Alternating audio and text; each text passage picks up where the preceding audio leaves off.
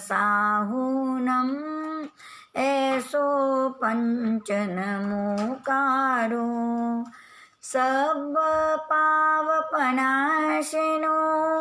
मंगलानं च सवेसिं परमं हवै मंगलम् परमं हवै मंगलम् धम्मो मंगलमुखिठम् अहिंसा संयमो तवो देवावि तं नमं सन्ति जस धम्मे संयमनो जस धम्मे संयमनो। सर्वप्रथम अनंत अनंत उपकारी हमारी आस्था के आयाम प्रभु महावीर को कोटिश वंदन। उन्हीं की आज्ञा में विचरण करने वाले चारित्र आत्माओं को सत सत वंदन। आदरणीय सुश्रावक श्राविकाएं, इस कोरोना जैसी बीमारी और लॉकडाउन के समय में हमने कुछ क्लासों के माध्यम से ज्ञान वृद्धि को लक्ष्य में लेकर के चर्चा कर रहे थे। जीवन कैसे महत्वपूर्ण बने, ग्रस्त जीवन में रहते हुए अपने जीवन को किस प्रकार से उत्थान मार्ग की ओर ले जाए, अपने लक्ष्य तक ले जाए, इन्हीं मंगलमय भावना का चिंतन करते हुए हर समय हमारे लिए महत्वपूर्ण है। जिस समय हमें आत्मा का चिंतन करने का अवसर प्राप्त होता है, चाहे वो कोरोना जैसी बीमारी भी हो, किंतु उस ऐसी अवस्था में भी जिनका चिंतन सम्यक होता है, अपने आत्मबोध को जागृत करता है, उस समय उसके लिए बहुत ही लाभदायक बनता है। उसी को ध्यान में रखते हुए हमने सदग्रस्त के स्वरूप को बार बार समझने का प्रयास किया है। सदग्रस्त में रहते हुए अपने पूज्यों के प्रति जो आदर भाव है, मान सम्मान और सत्कार भाव है, जीवन के अंदर कसायों की मंदता बने, क्योंकि पारिवारिक व्यवस्थाओं में कसायों की विशिष्टता बनती है। जिन जिन जीवों के साथ कर्म प्रकृति को समझते हुए पूर्व भव का किसी न किसी प्रकार का राग द्वेष के जो परिणाम होते हैं और वर्तमान की जो ऐसी अवस्थाएं होती है, उस कारण से कषायों की तीव्रता बन जाती है। किंतु जब हम इन कर्मों के स्वरूप को अगर समझते हैं तो स्वयं कर्ता और स्वयं भोक्ता, इस बात को जब बार बार चिंतन में लाते हैं तो ये चिंतन चलता है कि मैं स्वयं करूँगा तो मुझे स्वयं को ही भोगना पड़ेगा।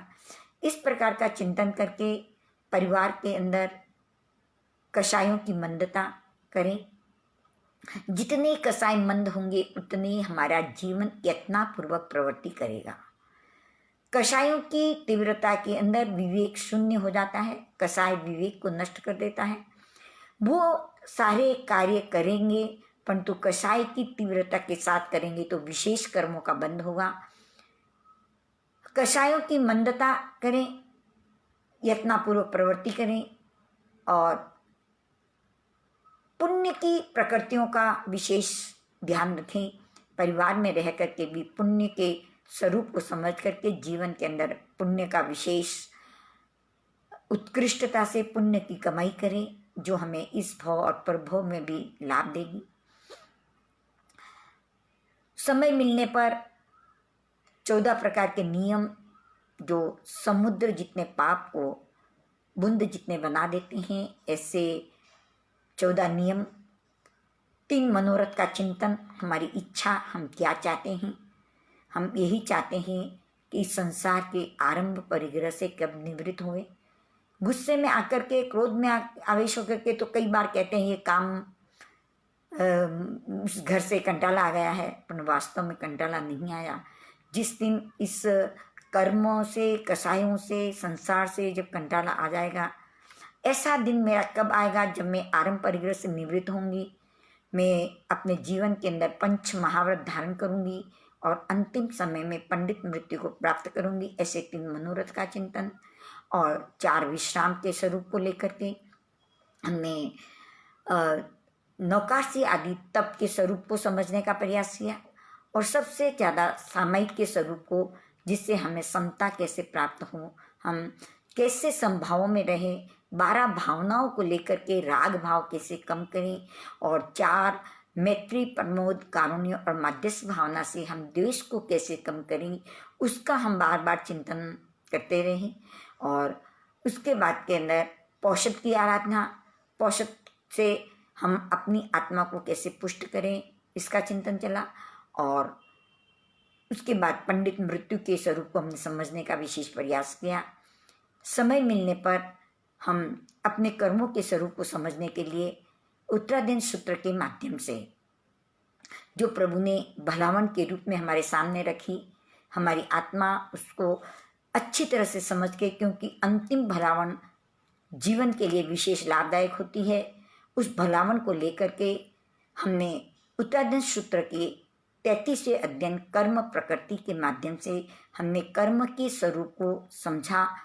8 कर्मों की प्रकृति के ज्ञानावरणीय, दर्शनावरणीय, वेदनीय, मोहनीय, आयुष्य, नाम, गोत्र और अंतराय कर्म, इन 8 कर्मों की उत्तर प्रकृतियाँ, ज्ञानावरणीय की 5, दर्शनावरणीय की 9, वेदनीय की 2, मोहनीय की 28, आयुष्य कर्म की 4, नाम कर्म की 93, गोत्र कर्म की 2 और अंतराय कर्म की 5। इस उत्तर प्रकृतियां कुल मिला के 148 होती है। इन उत्तर प्रकृतियों को समझा।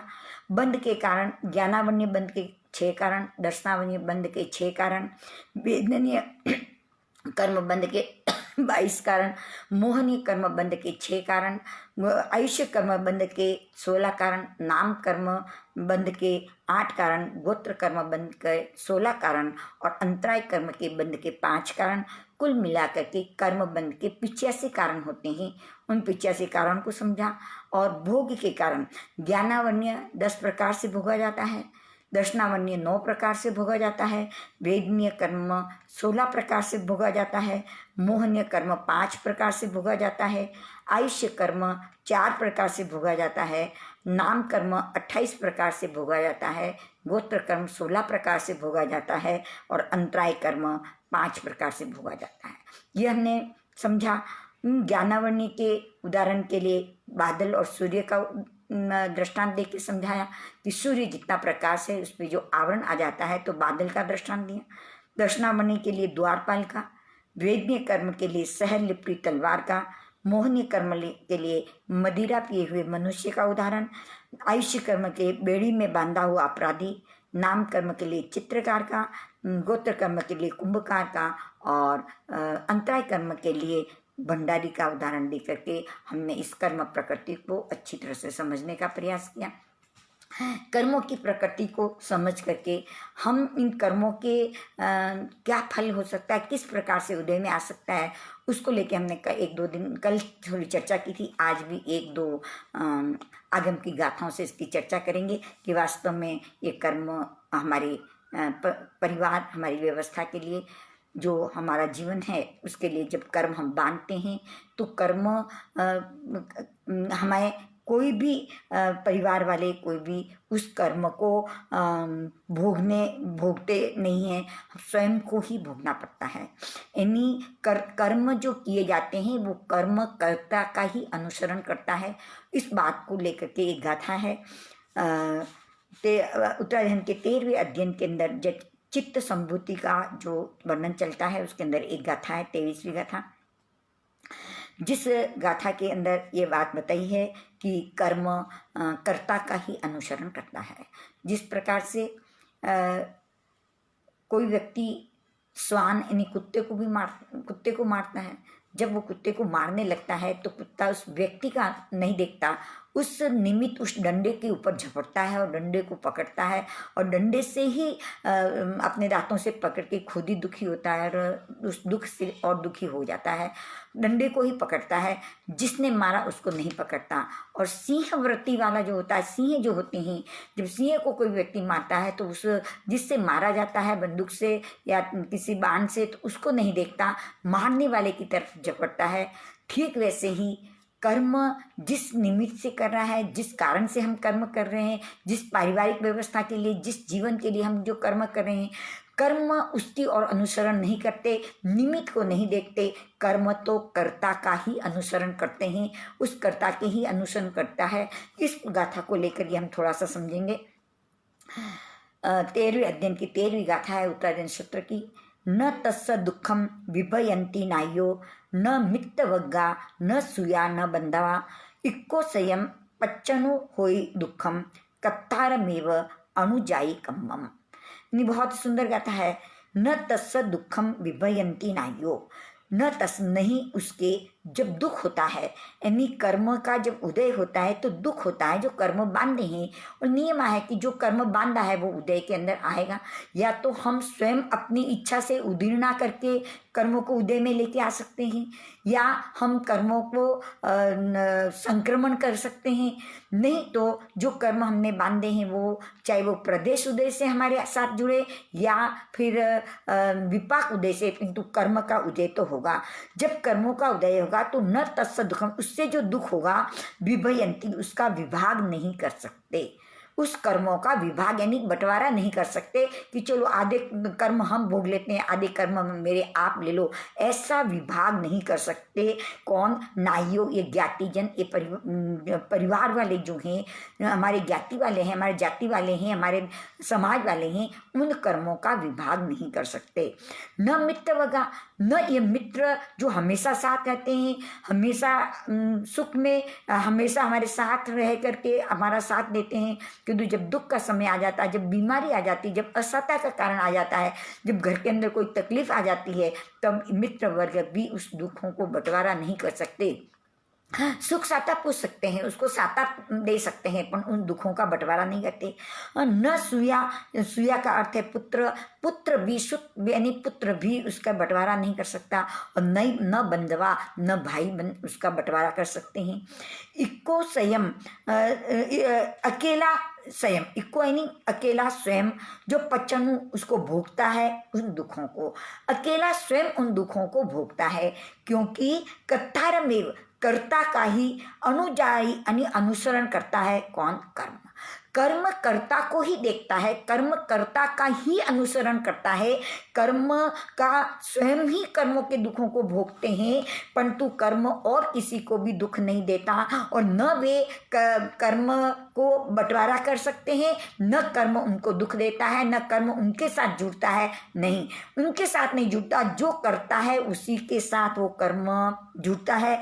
किसी जाति वाले उसको न तो बांट सकते हैं, न मित्र मंडली, न पुत्र, न बंधु उसके दुख को भाग ले सकते हैं। वह स्वयं अकेला ही दुखों को क्या करता है? भोगता है।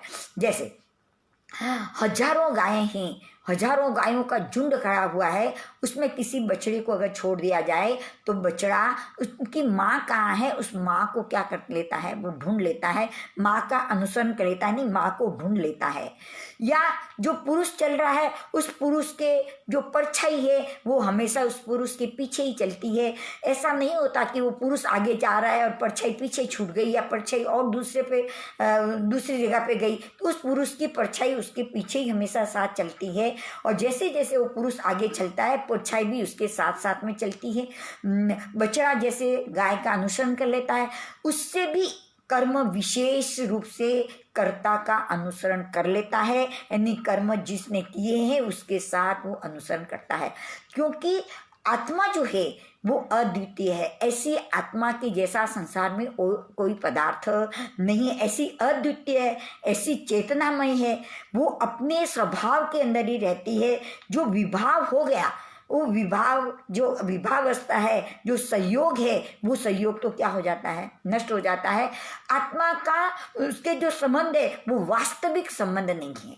कर्म और आत्मा का वास्तविक संबंध नहीं है। आत्मा जीव तत्व है और कर्म अजीव तत्व है। दोनों का संयोग व्यवस्था है, संयोग के साथ वियोग जुड़ा हुआ होता है, तो संयोग और वियोग होते हैं, किंतु आत्मा के साथ उसका वास्तविक संबंध नहीं है। इसीलिए कर्म और आत्मा दोनों क्या है?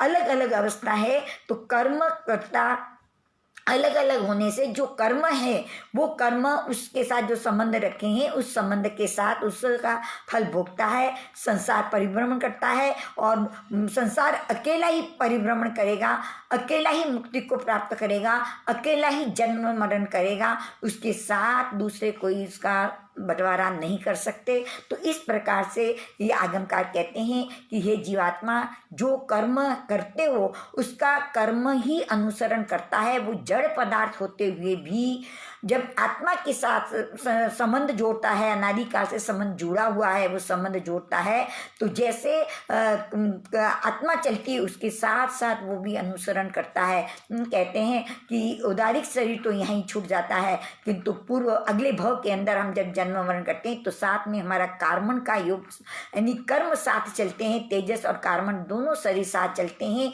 कर्म साथ चलते हैं। तो हमारी आत्मा जहाँ जहाँ जाती है वहाँ वहाँ पे कर्म साथ में चलते हैं, परंतु इन कर्मों का सहयोग हुआ है हमारे अंदर, कर्मों से वियोग करने की, कर्मों को अलग करने की भी ताकत हमारे अंदर है।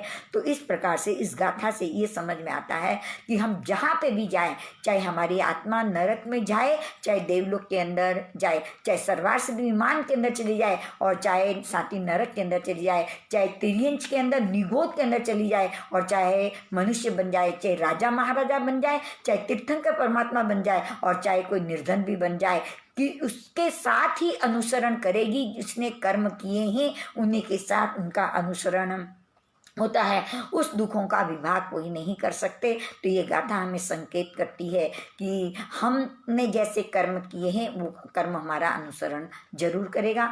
तो हम चिंतन करें कि हम ऐसे कर्म न करें कि हमारे कर्म के साथ ऐसा अनुसरण होके हमें भवों में भटकाए। ये हमारी आत्मा उस कर्मों से बिल्कुल अलग है, ये चिंतन चलाते रहें और कर्मों से अलग हों।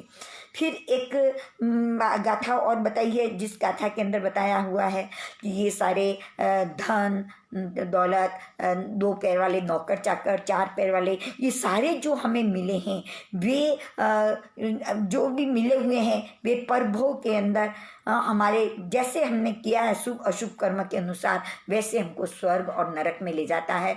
हम चाहते हैं स्वर्ग में जाना, परंतु हम नहीं जा सकते और हम नहीं जाना चाहते नरक आदि के अंदर, फिर भी हमारे कर्मों के अनुसार हमें जाना ही पड़ता है। ये धन, ये पैसा, ये वैभव हमने कितनी मेहनत से, कितने पुरुषार्थ से, कितने गलत कार्य से 15 कर्मादान के कार्य करके, सट्टेबाजी की ऐसे करके, जुआ आदि खेल करके इस सारे जो धन को ये संग्रह करते हैं, ये धन हमारे साथ नहीं चलता, ये धन यहाँ का यहाँ रह जाता है और आत्मा अपने जैसे किए हुए कर्म किए हैं उसके अनुसार वो स्वर्ग और नरक में जाती है। नहीं जाना चाहते हैं हम नरक निगोद के अंदर, फिर भी अपने कर्मों के अनुसार जाना ही पड़ता है और पूरा पक्का हिसाब है। न तो आपको ज़्यादा विशेष दे सकती है और न आपको माफ कर सकती है। जैसे आपने कर्म किए हमने सबने, वैसे कर्मों को लेकर के हमको जाना ही पड़ता है, परंतु ये मोह ऐसा है कि उसको समझने नहीं देता। इस मोह के कारण हमारी आत्मा ऐसी धुंधली हो चुकी है कि हम समझ ही नहीं पाते। जैसे कोई व्यक्ति जा रहा हो और उसके सामने मिट्टी उछाल दी जाए और ऐसे मिट्टी उसके आंखों के अंदर चली जाए तो वो आँख का सूझता होते हुए भी आगे का रास्ता देख नहीं पाता। जैसे नरक के अंदर पांचवी नरक का नाम जो धूम प्रभा है, ऐसा जबरदस्त धुआं सामने आ जाता है। छठी सातवीं नारकी का नाम तमह प्रभा और तमह प्रभा है। ऐसा अंधकार है, जागृत होते हुए भी, आंखें होते हुए भी ऐसे अंधकार के अंदर, ऐसे धुएं के अंदर वो अपने रास्ते मार्ग को देख नहीं पाता है।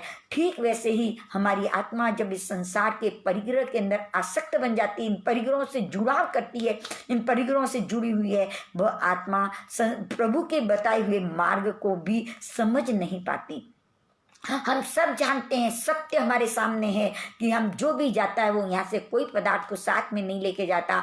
उसका उन्होंने जब संग्रह किया था, जैसे कर्म बांधे थे वो कर्म साथ में चलते, ये हम सब जानते हैं, फिर भी अंधे बने हुए हैं, फिर भी सत्य को स्वीकार नहीं कर पा रहे हैं, फिर भी संसार के पदार्थों के अंदर ही हमारी आसक्ति जुड़ी हुई है। उसका मूल कारण है मोह। इतना मोह इन पदार्थों के साथ हम जुड़े हुए हैं, इन पदार्थों के साथ इतनी आसक्ति है जिस आसक्ति के कारण से सत्य हमारे सामने है, सम्यक चिंतन हमारे सामने है, फिर भी हमारे आंखों के अंदर जैसे वो धुआं और मिट्टी आंखों में चली जाती है तो मार्ग नहीं दिखाई देता, ठीक वैसे ही हमारे कर्मों के कारण से, इस मोह के कारण से हम इन वस्तुओं के संग्रह करके वास्तव में जानते ही हमारे साथ नहीं चलेगी, फिर भी हम इसके साथ न्याय नहीं कर सकते, इसको छोड़ करके जाना ये हम समझ नहीं पाते। तो ये गाथा बता रही है, वही 13वें अध्ययन की जो 24वीं गाथा है, चिच्चा दुप्पयम च चौपयम च खेतम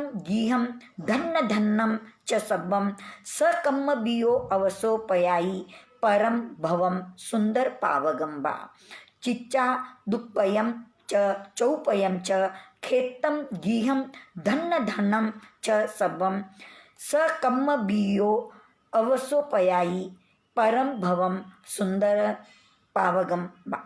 यानी चीचा छोड़ करके दो पैर वाले नौकर चाकर जो हमारी सेवा के अंदर आज भी हमारे घर परिवारों के अंदर उपस्थित है, 2 पैर वाले, चौपयम 4 पैर वाले, गाय भैंस आदि वो नहीं है तो अभी हमारी साथ 4 व्हीलर वगैरह जो हैं वे चीज़ें, वे भी हमारा साधन है, नहीं तो पशुधन को माना जाता था। तो ऐसे 4 पैर वाले, खेत की खुली जगह, बड़े लंबे चौड़े मकान की खुली जगह जो है, और जो घर आदि बने हैं, धन जो धान्य है, गेहूँ मूंग चना, ये जो हमारे घर के अंदर धान्य सब मिले हैं, धन जो है वे सारे के सारे सकम्मबियो जो कर्म सहित दूसरा अवसोपयंग परवस्था को प्राप्त कर लेता है। ये सारी चीजें होने पर भी जब हम छोड़ करके परवश होकर के इन्हें छोड़ करके जाते हैं, अब चाहते हुए भी नहीं छोड़ते हैं। किसी को 5 पैसे कहीं हेल्प करनी हो तो भी 10 बार सोचते हैं देना है या नहीं, देऊं या नहीं, ये ठीक है या नहीं, क्या वो मेरे पैसे का उपयोग सही करेगा या नहीं, या गलत करेगा तो मुझे पाप लगेगा क्या। कई प्रकार के प्रश्न खड़े कर देते हैं और जो देना चाहते हैं वो नहीं दे पाते हैं। किंतु इसको छोड़ करके जब हम यहाँ से हमारी आत्मा निकलेगी तो परवश होकर के सारी चीजें छूट जाएगी और परम भवम सुंदर पावगंबा, अपने शुभ कर्मों के साथ या तो सुंदर यानी स्वर्ग के अंदर और पावगम यानी पाप के अंदर, या तो स्वर्ग के सुखों में ले जाएगा या फिर पाप और नरक आदि के दुखों के अंदर ले जाएगा। ये चीजें हमारे जो धन आदि हमने जो कमा रहे हैं, या तो हमको दान वगैरह पुण्य अच्छी स्थिति की है तो देवलोक आदि के अंदर, और नहीं तो नरक के अंदर ले जाएगा। किंतु ये धन इकट्ठा करने के लिए हमारी आत्मा, हमारा जीवन किस प्रकार से भाग दौड़ कर रहा है, कैसी आसक्ति से उन चीजों को ग्रहण कर रहा है, कितनी धोखेबाजी से, कितने गलत कार्य से, जुआ खेल करके, ये 15 कर्मादान के कार्य करके किस प्रकार से उनका संग्रह करता है, किस प्रकार से उन वस्तु की प्रति जो आसक्ति है। परंतु ये याद रखें, लाभांतराय कर्म का क्षयोपशम होगा तो थोड़ी मेहनत में भी बहुत मिल जाएगा, सम्यक प्रकार से मेहनत करेंगे तो भी मिल जाएगा। और लाभांतराय कर्म का उदय जबरदस्त अगर चल रहा है तो समझ लेना कितना भी पुरुषार्थ कर ले, कितने भी गलत कार्य करके पैसा जल्दी कमा लूं, इजी मनी प्राप्त कर लूं, जुआ खेल के ज्यादा पैसा कमा लूं, अगर लाभांतराय कर्म का उदय है तो एक भी पैसे की प्राप्ति नहीं होती, और क्षयोपशम है तो प्राप्त होगा। तो इस प्रकार से वो कैसे, किस प्रकार से उसके साथ में भोगे और उसके साथ में दुख का कार्य बन सकता है। तो कर्म हम जो जैसा हमने किया है वैसा ही हमारे साथ चलता है। हमने गलत कार्य करके धन कमाया है तो अंत में तो परवश होकर के हम नहीं चाहते हैं छोड़ना, फिर भी छोड़ करके हम आगे गमन करेंगे। और यहाँ के समय बहुत थोड़ा है मनुष्य भव का, और आगे लंबी यात्रा है। उस लंबी यात्रा करने के लिए हमें क्या संग्रह करना चाहिए, कैसे हमारा जीवन होना चाहिए, वो हमें समझना चाहिए। धन पैसा दौलत तो यहाँ ही रह जाएगी, ये 2 पैर वाले 4 पैर वाले धन धान्य आदि सारी चीजें यहाँ रह जाएगी। साथ चलेंगे हमारे कर्म, तो हम समझें कि ये साथ नहीं चलेगा तो जो साथ चलने वाला है वो शुभ कर्म है, और लंबी यात्रा करनी है, न जाने कब मनुष्य भव वापस हमें प्राप्त होगा। तो उस लंबी यात्रा के अंदर हम अपनी संबर आदि की साधना करके, सम्यक साधना करके हम अपने जीवन को सम्यक रूप से जिए, जिससे हम अपने जीवन के अंदर आगे के परभव, मात्र इस भव की नहीं परभव के लिए भी कुछ भाता तैयार करें, तो कर्म नहीं तो हमारे साथ ही चलेगा, ये हमें छोड़ने वाला नहीं है। हम जब इसे छोड़ेंगे तब ये छूटेगा। तो अगर अब छोड़ना है तो कर्म प्रकृति के स्वरूप को समझ करके उसको छोड़ने का प्रयास करें। अपने और आए, अपने स्वयं के भीतर आए तो कर्म अपने आप अलग हो जाते हैं। जैसे कहते हैं कि मटर लेके आए हैं तो उसमें मटर को निकालने के लिए मेहनत करनी पड़ती है, किंतु मटर की फली पड़ी रह जाए और सूख जाए तो छिलका अपने आप निकल जाता है। जब मटर अपने आप में सूख जाता है तो छिलका भी सूख करके अपने आप निकल जाता है। ठीक वैसे ही जब कर्म हमारे साथ जुड़े हुए हैं तो इसके साथ हमको इतना सुख और दुख की अनुभूति, ये सारी चीजें बनती है। पर जिस समय में हम अपनी ओर आ जाते हैं, स्वयं के भीतर आ जाते हैं, तो ये शरीर रूपी जो जड़ पदार्थ हमारे साथ कर्मों से जुड़ा हुआ है, वे कर्म धीरे धीरे अपने आप अलग हो जाते हैं। परंतु करना है स्व की ओर आने का पुरुषार्थ। मात्र अपनी ओर आने के पुरुषार्थ से ही हम बोध प्राप्त कर सकते हैं। तो इस प्रकार से इस कर्मों के स्वरूप को हमने समझने का प्रयास किया। और फिर उत्तराध्ययन के 32वें अध्ययन की एक गाथा है कि जिससे हम कैसे हमारे जीवन के अंदर दुख होता है। तो दुख का जो कारण बताया वो बताया है 19वें अध्ययन के अंदर, जन्मम दुखम जरा दुखम रोगानी मरणानी य ओह दुखो हो संसारो जत्थ की संति जंतुनो। यानी जन्म का दुख है, जरा का दुख, बीमारी का दुख है, रोग और मृत्यु का दुख है। इस दुख के संसार में निश्चय ही दुख है, जहाँ पे ये जीव जाकर के अपने दुखों को भोगता है, यानी क्लेशित होता है, पीड़ित होता है। किसके कारण से? अपने ही जन्म मरण के दुखों से ये जीव इस संसार में आकर के पीड़ा को पाता है, दुखी होता है और क्लेशित होता है। तो यहाँ पे दिया है जन्म का दुख, जरा का दुख, रोग और मृत्यु का दुख।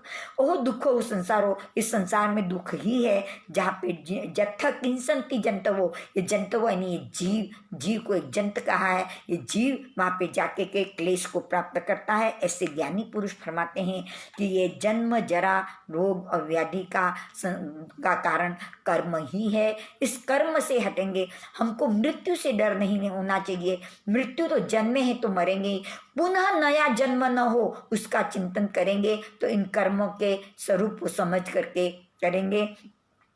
फिर यहाँ पे कर्मों के स्वरूप से कैसे हम अपने जीवन के अंदर इनसे अलग हो सकते हैं। तो बताया दुखम हयम जस्स न होई मोहो, मोहो हवो जस्स न होई तन्हा, तन्हा हया जस्स न होई लोहो, लोहो हो अहो जस्स न किंचनाई। यानी बहुत ही सुंदर गाथा दी है। दुख हयम जस्स न होई मोहो, दुख नहीं होता अगर मोह नहीं है तो। दुख नहीं होता जिसको मोह नहीं है, और मोह जिसको नहीं होता जिसकी तृष्णा नहीं है, और जिसकी तृष्णा नहीं है उसको लोभ नहीं होता, और जब लोभ नहीं होता तो किंचनाई, उसका कुछ करना शेष नहीं रहता। यानी दुख है तो इसका अर्थ मोह है, मोह है तो दुख है, और मोह है तो क्यों होता है मोह? तो कि तृष्णा है, तृष्णा है इसलिए मोह हो रहा है। अगर तृष्णा नहीं है तो लोभ नहीं होता, और जब लोभ नहीं है तो न किंचनाई, उसका कुछ भी करना शेष नहीं रहता। इसीलिए आगमकार कहते हैं जिसको मोह नहीं है उसका दुख अपने आप नष्ट हो जाता है। जहाँ अटैच है, जहाँ मोह है, वहाँ पे जीव को दुख होता है। जब मोह नहीं है, घर मकान वस्तु पदार्थ दुकान व्यवस्थाओं के अंदर है, किंतु जब तक हमने इसको अपना नहीं माना तब तक उसका कुछ भी हो हमें दुख नहीं होता। और जिसको हमने अपना मान लिया वहां पर क्या होता है? दुख। तो जो दुख का कारण है वो मोह है। जब हम अटैच करते हैं तो दुख है। मृत्यु का दुख है, कहते हैं मृत्यु का दुख है, परंतु रोज पेपर के अंदर कोरोना के हिसाब से आता है कि इतने लोग मर गए, देश में इतने मर गए, भारत में इतने मर गए, इतने मर गए। क्या हमने खाना छोड़ दिया? क्या हमने पीना छोड़ दिया? क्यों नहीं छोड़ा? दुख मरण का है, फिर क्यों नहीं होता? क्योंकि उसके साथ मोह नहीं है। जो मर रहे हैं उसके साथ मोह नहीं है। 2 मिनट के लिए आता है, फिर लगता है कि कोई बात नहीं, ऐसे करके फिर हम तो अपना जीवन वैसे ही जी रहे हैं।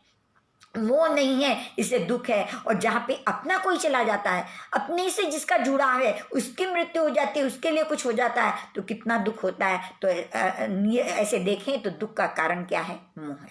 मोह है तो दुख है, अगर मोह नहीं है तो दुख नहीं है। तो दुख का कारण मोह है। और फिर बता दिया मोह हो जस न होई तना, अगर मोह नहीं है तो तृष्णा भी नहीं होती।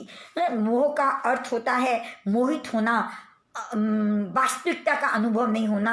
मोह ने कर्म के अंदर समझा था, मोह हमको अयथार्थता की ओर ले जाता है, वो मोह है। और तृष्णा उसको कहते हैं जो अभी तक हमें प्राप्त नहीं है उन्हें प्राप्त करने की इच्छा करना। जो हमें प्राप्त है उसमें आनंद नहीं ले रहे हैं, जो प्राप्त है उसके साथ हम अपने आप में सुव्यवस्थित नहीं रह रहे हैं, पर जो नहीं प्राप्त है उसकी हम क्या कर रहे हैं? इच्छा करते हैं, उसको तृष्णा कहते हैं। तो यहाँ पे बताया कि जो मोह है वो किसके कारण से है? तो कि तृष्णा के कारण से है। जितनी तृष्णा, जितनी इच्छा, जितनी अप्राप्त वस्तु को प्राप्त करने की इच्छा होगी उतना उतना मोह होता जाएगा। इसलिए मोह है तो वहां पे तृष्णा है, और जहाँ तृष्णा है वहां पे लोभ, तृष्णा है लोभ का कारण है। लोभ होता है तो तृष्णा होती है, वस्तु चाहिए चाहिए, आसक्ति जब बढ़ती है तो तृष्णा, इच्छाएं भी बढ़ती है, पर ये इच्छा जल्दी से शांत नहीं होती। इसको एक अग्नि की उपमा दी है, तृष्णा को अग्नि कहा है। जैसे आग लग रही हो और उसके अंदर अगर ईंधन डाला जाए तो उसको आग लग रही है, उसको ईंधन डाल रहे, भोजन दे रहे हैं, उसको सामग्री दे रहे हैं, परंतु वो शांत नहीं होती, और आग बढ़ती जाती है। होना तो ये चाहिए जैसे हमें भूख लगी है और हम जब भोजन करते हैं तो भूख तृप्त हो जाती है, शांत हो जाती है, हमारी जो तृष्णा थी, इच्छा थी, वो तृप्त हो जाती है। किंतु अग्नि एक ऐसी है, जिस अग्नि जल रही है और उसको हम ईंधन दे रहे हैं, भोजन दे रहे हैं, तो वो शांत नहीं होती, और अग्नि क्या होती जाती है? बढ़ती जाती है, वो शांत नहीं होती। ईंधन को निकालने से, उन ईंधन को बाहर निकालने से धीरे धीरे अग्नि शांत हो जाती है। वैसे ही हमारे जीवन के अंदर जब तक तृष्णा है तब तक मोह है, और मोह है तो तृष्णा की अग्नि लग रही है, और इससे लोभ की जो प्रवृत्ति बनती है, वस्तु का जो संग्रह होता है, परिग्रह होता है, आसक्ति जो होती है, उससे तृष्णा और बढ़ती जाएगी। ज्यों ज्यों सामग्री कम होती जाएगी, ज्यों ज्यों पदार्थ कम होते जाएंगे, त्यों त्यों तृष्णा शांत हो जाती है। जैसे हमारे मुनिराज सारे छोड़ करके तीनों कवच को, धन के कवच को, परिवार के कवच को और शरीर के कवच को, तीनों जो उनके आत्मा के साथ घिरे हुए थे, उन कवचों को हटा करके अपनी आत्म साधना के लिए निकल गए। उनके पास परिग्रह नहीं है तो वे अकिंचन्य, उनको कुछ भी नहीं करना, उनको कोई भी चीज की आवश्यकताएं नहीं हो रही है। यानी धन है, परिग्रह है, तो ज्यों ज्यों बढ़ता है त्यों तो तृष्णा बढ़ती है। जैसे उस अग्नि के अंदर ज्यों ज्यों ईंधन डाला जाता है तो अग्नि बढ़ती जाती है, ठीक वैसे ही हमारी भी इच्छा, ज्यों ज्यों परिग्रह बढ़ता है, ज्यों ज्यों परिग्रह बढ़ता जाता है, त्यों त्यों आसक्तियां हमारी बढ़ती जाती है, और ज्यों ज्यों परिग्रह कम होता जाता है तो आसक्ति छूटती जाती है, और वो परिग्रह संग्रह करने को लोभ कहते हैं। तो जहाँ पर लोभ है, लोभ होता है तो तन्हा हया जस न होई लोहो, अगर तृष्णा नहीं होती तो लोभ भी क्या हो जाता है? नष्ट हो जाता है। और जब लोभ नष्ट हो जाता है तो वो अकिंचन्य बन जाता है, यानी उसके लिए उसे कुछ भी आसक्ति नहीं रहती, अंश मात्र भी आसक्ति नहीं रहती। और जहाँ अंश मात्र आसक्ति नहीं रहती है तो मुक्ति का मार्ग प्राप्त हो जाता है। कहते हैं कि लोभ की स्थिति, सबसे लोभ को सभी पापों का बाप कहा है। इस लोभ को थोप नहीं है, ये लोभ 10वें गुणस्थान तक चलता है। जब 10वें गुणस्थान के अंदर जब ये लोभ खत्म हो जाता है, यानी मोहनीय कर्म का अंतिम सेनापति है, ये अंतिम सेनापति भी जब मर जाता है, नष्ट हो जाता है, तो जीव सीधे 10वें से 12वें में चला जाता है। और यहाँ पे ज्ञानावन्य दर्शनान्य अंतराय कर्म का क्षय करके 13वें गुणस्थान के अंदर केवल ज्ञान, केवल दर्शन, अनंत सुख और अनंत वीर्य को प्राप्त कर लेता है। और आयुष्य कर्म के क्षय होने पर वो अनंत सुखों को प्राप्त कर इस संसार के अंदर तेजस और कार्बन शरीर जो हमेशा साथ रहते थे उनसे अलग होकर के अनंत सुखों को प्राप्त कर लेता है। तो निश्चय में लोभ ही संसार का कारण है, और आसक्ति का छूट जाना मिल जाए तो जीवन स्वयं आनंदित हो जाता है। जिससे मोह नहीं है उसका दुख नष्ट हो गया, जिसका मोह नष्ट हो गया उसकी तृष्णा नहीं होती, और जिसकी तृष्णा नष्ट हो गई उसको लोभ नहीं होता, और जिसको लोभ नष्ट हो गया उसकी आसक्ति नहीं होती, और जिसकी आसक्ति नहीं होती है वो मुक्ति के मार्ग को प्राप्त कर लेता है। तो इस प्रकार से हमने कई दिनों से कर्म की प्रकृति को, कर्म के स्वरूप को समझा, उसके फल को समझा, कैसे कैसे कर्म हमारा अनुसरण करता है उसकी थोड़ी चर्चाएं हमने की। लोभ की प्रवृत्ति से कैसे संसार बढ़ता है वो चीज़ें हमने सीखी। ये परिग्रह दुख का कारण है, साथ में नहीं चलते।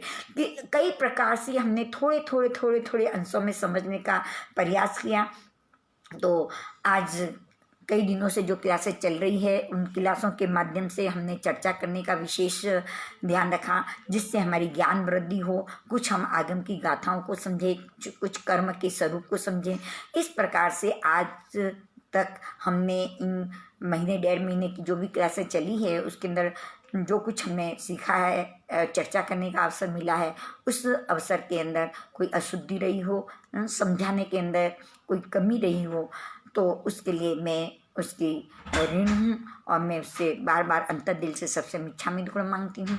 और आज ये हमारी कर्म प्रकृति का स्वरूप हमने बहुत आंशिक रूप से, इसका बहुत गहरा है ये कर्मों का स्वरूप, फिर भी हमने आंशिक रूप से समझने का प्रयास किया है। उसमें कोई भी गलती हुई हो तो मैं क्षमा मांगती हूँ, और आप लोग भी इस कर्म प्रकृति के स्वरूप को समझें, और समझ करके कर्म ही हमारे साथ चलता है, कर्म ही हमारा अनुसरण करता है, ये कर्म ही हमें करने वाले को ही भोगना पड़ता है। इन सारी चीज़ों को समझ करके हम इन कर्मों से बचें, परिवार में रहते हुए भी नए कर्मों का बंध न करें। इस प्रकार की ये चर्चा हमने करने का अवसर मिला।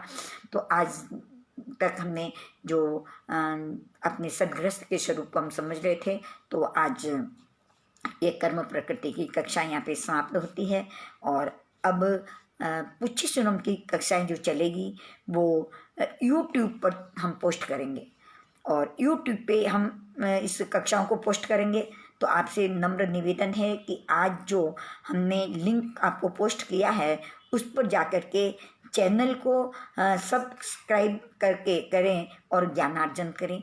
यानी सब्सक्राइब करके फिर हम उसको YouTube के अंदर जो क्लासें डाली जाएगी पूछे से उनका अर्थ करने के भाव रखते हैं। जो प्रभु महावीर की वीर की स्तुति है, जो जम्बू स्वामी की परीक्षा है और सुधर्मा स्वामी जो समाधान दे रहे हैं, उसके अंदर प्रभु महावीर के स्वरूप को लेकर के वीरत्व हुई करके सूत्र कीर्तान सूत्र के अंदर है, उसको हम बहुत ही सिंपल के अंदर शब्दों के अर्थ से क्या पूछा गया, परमात्मा कैसे हैं, बहुत ही सुंदर है कि कैसे प्रश्न पूछे। 2 गाथाओं के अंदर प्रश्न किए हैं और सुधर्मा स्वामी ने उसको 26 गाथाओं के अंदर कि प्रभु के ज्ञान दर्शन चारित्र कैसा था उसका स्वरूप हमारे सामने रखा है।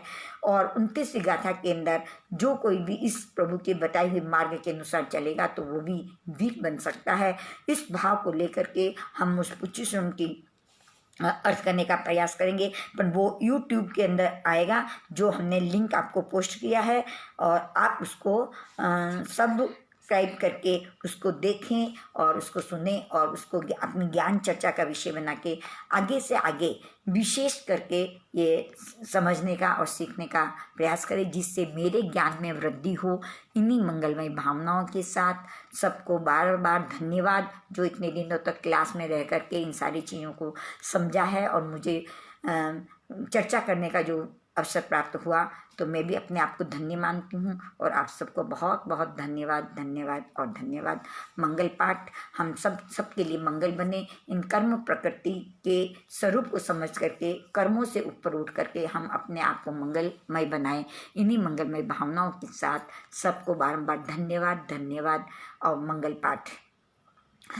नमो अरिहंताणम, नमो सिद्धाणम, नमो आयरियाणम, नमो उवच्छायाणम, नमो लोई सवसाहुणम, ऐसो पंच नमोकार व सब पापनाशनो मंगलानम च सर्वेसिम परमम हवै मंगलम। गुरुदेव की आज्ञा से बड़े भाई बहनों की आज्ञा से चत्तारि मंगलम अरिहंता मंगलम सिद्धा मंगलम साहू मंगलम केवली प्रणेतो धम्मो मंगलम चत्तारि लोगोत्तमा अरिहंता लोगोत्तमा सिद्धा लोगोत्तमा साहू लोगोत्तमा केवली प्रणेतो धम्मो लोगोत्तमो चत्तारि शरणं पवज्जामि अरिहंते शरणं पवज्जामि सिद्धे शरणं पवज्जामि साहू शरणं पवज्जामि केवली प्रणेतं धम्मं शरणं पवज्जामि अरिहंता जी को शरणो सिद्धा जी को शरणो साधु जी को शरणो केवली प्ररूपित दया धर्म को शरणो। ये चार शरणा दुखरना और न शरणा कोय जो भव्य प्राणी आदरे तो अक्षय अमर पद होय अंगुष्टे अमृत वसे लब्धि तना भंडार श्री गुरु गौतम समरिये मन वंचित फलदाता भावे भावना भाविये भावे दीजे दान भावे धर्म आराधिये पावे केवल ज्ञान पावे पद निर्माण। बोल भगवान महावीर स्वामी की जय। आज के आनंद की जय। जय हो विजय हो संत महापुरुषों की सदाकाल जय हो। जय जिनेन्द्र जय जिनेन्द्र जय।